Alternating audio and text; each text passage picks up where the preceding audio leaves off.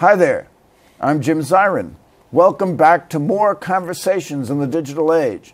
With us is an old friend, Frank Wisner, a distinguished former diplomat. Frank has served as ambassador to Egypt and India and almost everywhere else. A brilliant career of public service under 8 presidents and spanning 4 decades. Our show is about the power of diplomacy. Frank Wisner has been part of a back-channel group of former U.S. diplomats known as the Iran Project.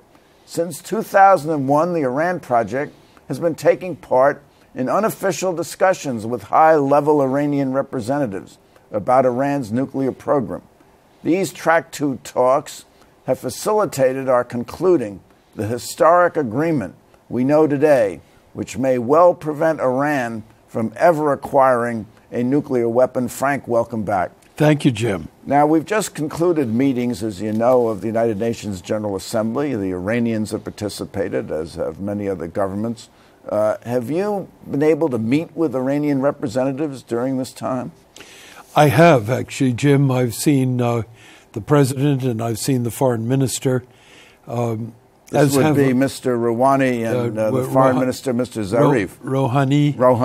And foreign minister Javad Zarif. I've seen both of them, but then they have reached out generously to an American audience, not only their international counterparts. They've seen businessmen, people in the press, people in foreign policy institutions. They've been active in taking their message to the American public. This is not the first time you've met these gentlemen. This has become a 15-year affair, has it not? Jim, that's absolutely true. In the late 1990s, I and a number of others really came to the conclusion that we needed to find a way to engage Iran and explore the possibility of agreements with Iran that would avoid the course to war and at the same time assure core American national security objectives, including eliminating the threat of an Iranian nuclear weapon. That was our purpose. I believed throughout my life and dedicated myself professionally to the proposition that you need to use diplomacy. You must have force in your camp, but in order to find ways to reach agreements with other parties, diplomacy becomes critically important within the framework of national strategy. So how were you able to make contact with the Iranian officials at the outset? Well, many people have reached the Iranians in many different ways.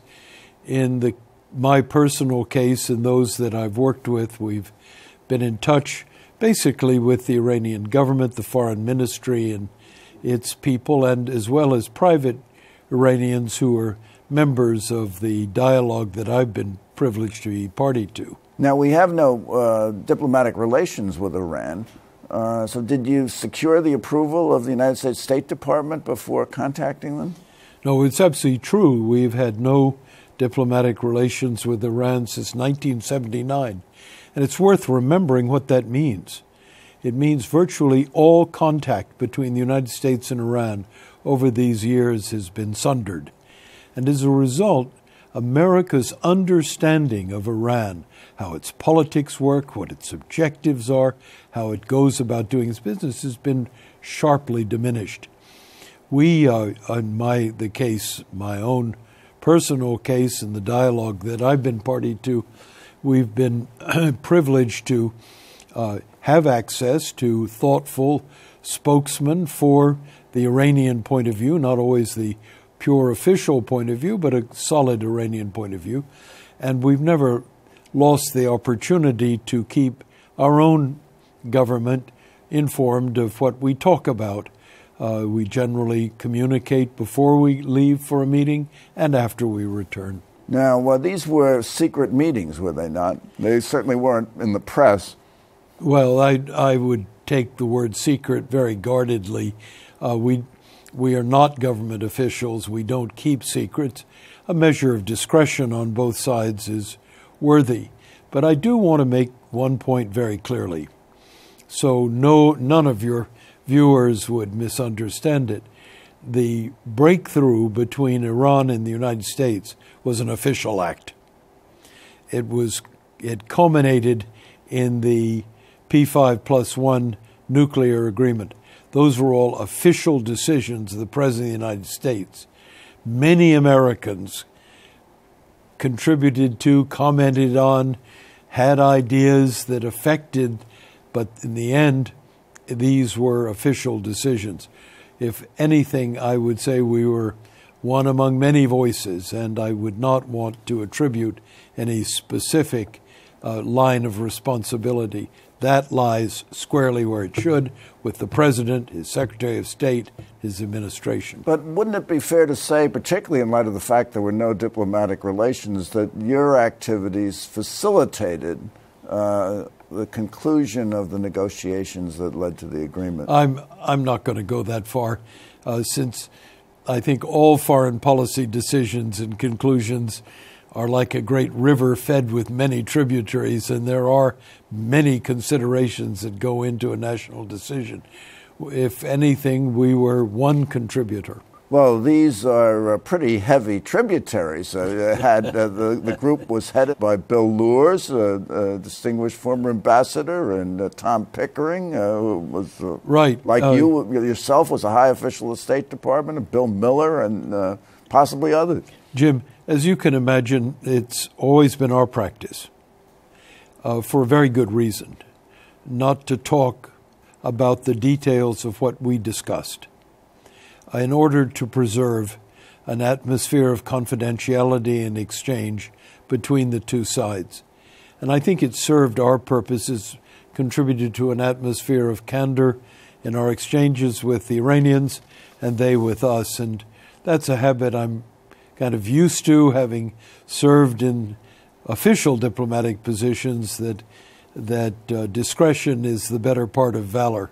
Over the last 15 years, there have been some pretty rocky instances in terms of the United States' relations with Iran. There was the Axis of Evil speech in 2002 by former President Bush. And then you had the advent of Mr. Ahmadinejad, whose remarks were considered extremely out of line in the United States. Did this affect your discussions with the Iranians over the course of time? Yes. But I think on their side, and including myself, I believe throughout, whatever the state of affairs between our two countries, whatever the level of official rhetoric, there had to be an outcome, and that outcome had to be political. You had to arrive at a political settlement. Now, finding the right time, the right place, the right ingredients, it's another question. But we felt it was worth maintaining dialogue to continue to explore the options, so they would be under no doubt about what the American point of view was, and we would have a pretty clear insight into their motivations. Well, over 15 years, the politics changed in our country, and of course they changed in Iran, because Ahmadinejad was out, Rouhani was in, and Zarif, who is known to you as an ambassador from Iran to the UN in the early days, became the foreign minister. And what's your take on Mr. Zarif? He's really spearheaded these negotiations from the Iranian side. He has. That's absolutely true. But it is my very clear impression, Jim, that he's done so within a robust consensus that includes the supreme leader. He is implementing national policy. He's not freelancing, if you will, but he is a consummate diplomat, a man who has the capacity to imagine solutions to knotty problems, to build new ways to manage issues that normally divide, to come up with creative outcomes. His skill as a diplomatist is enhanced by his deep knowledge of the United States. He was a student in this country, University of Colorado, studied, in fact, under Madeleine Albright's father, is a man who knows us well, knows the international system well, knows how to situate Iran's national objectives within that system. So we've had a worthy interlocutor as Americans in Zarif, in Foreign Minister Zarif, and let's hope that can continue to be the case, for we have still a long road to travel. Well, let's talk about that. Now we have a deal. It appears that the deal is going to be finally approved and implemented over some period of time. What do you see as the advantages to the United States in the deal? Oh, I think the advantages to the United States are very, very clear. Our core requirement was to check Iran's ability to produce, to enable it to have the makings of a nuclear weapon. And the deal does precisely that. The Iranians will undertake an enormous range of activities, shrinking the number of centrifuges, pulling the core of the Arak reactor and filling it in with cement, taking their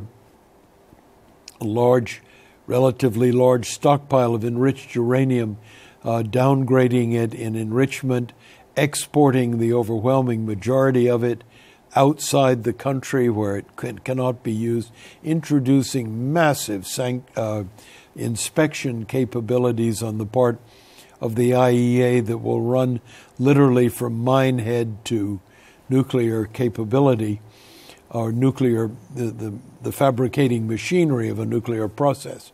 All of these will take place, the end of which, reestablishing the kind of nuclear system, will be very, very difficult, very costly, very time-consuming, and in which, in fact, in addition, there are a number of years built in the agreement that a number of these features will not be relaxed. So I think we come out of it with a major victory for non-proliferation and the diminution of the potential of a serious threat.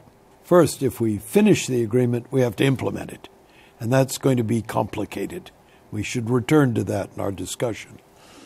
Second, whether we come out of this agreement and it ends up contributing to a broader engagement with Iran and contributes to looking for ways of achieving peaceful settlements to the many crises in the Middle East, those are all questions that remain to be answered. Does the agreement represent a major foreign policy shift for the United States? I don't believe it represents a major shift. We've always stood strictly by non-proliferation as a key American objective. We conceded a point during the Bush administration that Iran, as an NPT party, had the right... Non-Proliferation Treaty Party. Non-Proliferation Treaty Party had the right to enrichment, but that enrichment could not achieve a level in which it could be converted into a nuclear weapon. And that's... So they had a right to nuclear power, but not to a nuclear weapon. Right to enrich uranium, which could be used for nuclear power, radioisotopes, a number of peaceful nuclear efforts. Remember, sometimes Americans forget, the original peaceful nuclear program in Iran was introduced by the United States during the Eisenhower administration. But during the time that the Shah was in power. So it all depends on who has the nuclear power, doesn't it? Well, I would go beyond that. I would say it's what the power is used for. Under international rules, an NPT signatory can engage in enriched uranium as long as it doesn't threaten to go viral and become a nuclear weapon. That's where we've had to draw the line, and I think we've achieved that objective. Let me just push you a little bit, because there have been critics of the agreement, as you know, and perhaps you see some flaws in what's been agreed to. Some say the agreement does nothing more than kick the can down the road for 10 to 15 years.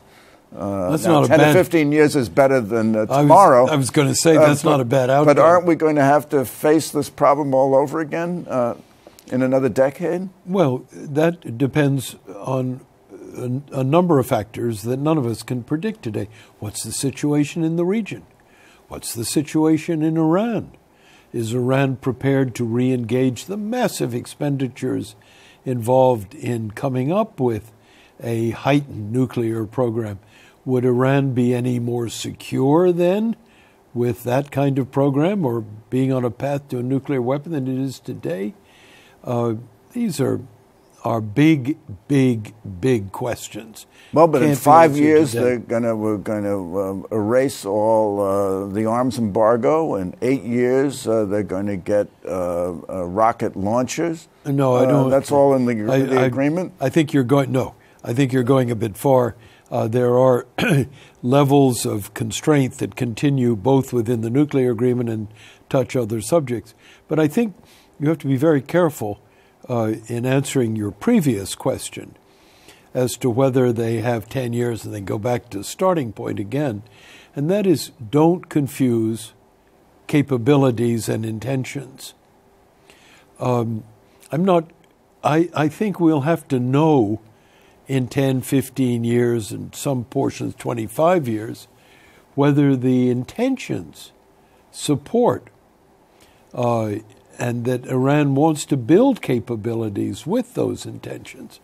And it's much too early to say, and much will depend on what happens to Iran, what happens to the region, what happens in our relationship with Iran during this period. Well, in July of 2015, you signed a letter to the president where you refer to them as a hostile nation. I mean, what basis do we have for believing that they're anything other than a hostile nation now, and they'll be anything other than a hostile nation over the next 5 years, 8 years, or 10 years? I think there are a lot of Iranians who could have signed a letter to the supreme leader declaring the United States a hostile nation, too.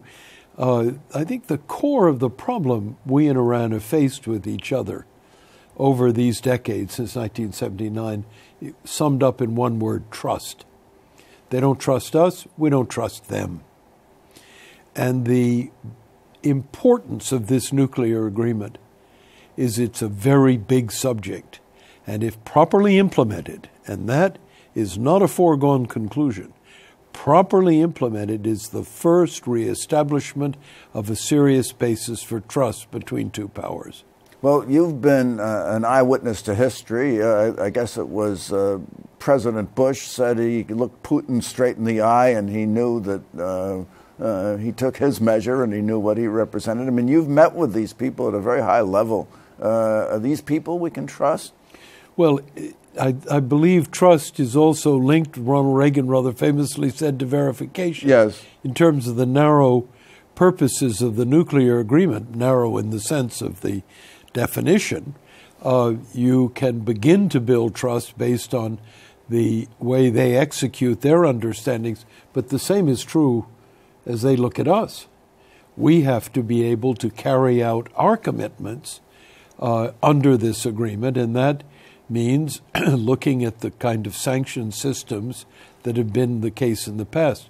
But I go beyond this. I think we've got a bigger question we're going to have to face. Are we prepared with an effective operating agreement to look at the other issues that are on the table, of which there are many?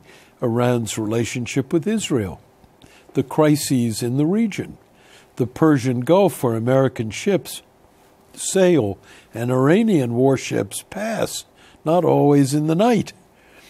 In the Afghanistans where the situation is quite serious, we've just seen the fall of a major city in northern Afghanistan. I've come to believe over the years that in addition to trust and verify the nuclear agreement, you need to understand what motivates the other man, what his interests are, what ours are, that they understand the limits of our intentions based on a careful assessment of our interests and our capabilities.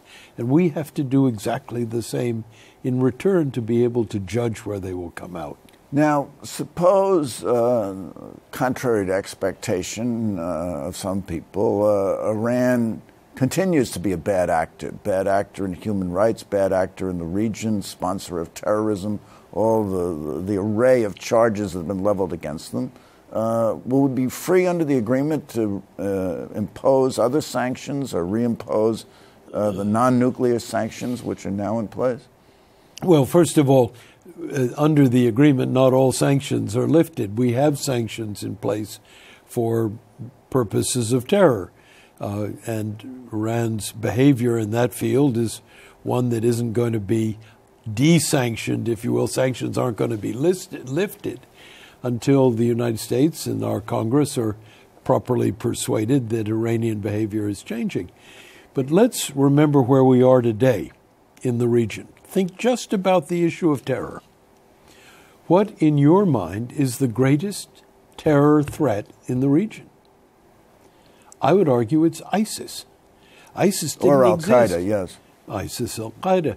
Those didn't exist decade plus a couple of decades ago when our first concerns emerged. Is Iran in favor of ISIS and Al-Qaeda? Most decidedly not.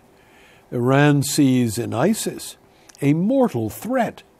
If ISIS manages to capture a Damascus, for example, and reestablish a true caliphate, that is a deadly problem for Muslims around the world and for Iran in particular, as well as for us. Our interests converge on the subject of terrorism, ISIS, as opposed to diverge. And it's in this area we're going to have to... Some terrorism. But let's turn to Syria because you've mentioned it, and it seems to be interwoven with the whole situation with Iran. Do you see them as part of a coalition, which may include the Russians, that will counter the threat of ISIS in Syria? I think it's much too early to go that far, Jim. As much as I want to see ISIS defeated, and I believe it is our number one problem in the Syrian equation, but we're not ready yet, neither here nor are the Iranians ready, nor do we have the level of confidence that is appropriate to forming that kind of, if you will, joint venture. But let's think in broad terms. Who is Russia's enemy? ISIS. Russia fears the spread of that form of radical Islam into Central Asia, into Russian Muslim territories, and with good reason. Iran, again, not only Shiite communities in the region are threatened, but Iran herself is threatened, so much so that her chief of staff has had to warn ISIS that they could bring about an act of war, direct. But the Obama administration... Look at us. We have huge interests involved here as well. This is an outrage, what ISIS has done to this region, and threatens to destabilize an already chaotic situation. But the Obama administration claims that Russia's interest in the region is to prop up Assad. And they have said that they do not want to discuss with us cooperation unless we agree that Assad will stay. Now, you're very familiar with this type of problem because of your experience in Egypt. Do you think it should be a part of, or an assumption of U.S. policy in talking with the Russians about ISIS in Syria that Assad must go?